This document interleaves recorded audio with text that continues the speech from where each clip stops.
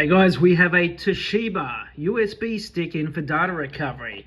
Now, when you plug it in, you get a light on and you get a little beep on the computer, but it still doesn't detect. So let's get the data off it. So here we have the controller and here we have the memory chip. We're going to do a chip off. So this controller we need to know is a Phison PS2251-50-F. Let's get the chip off.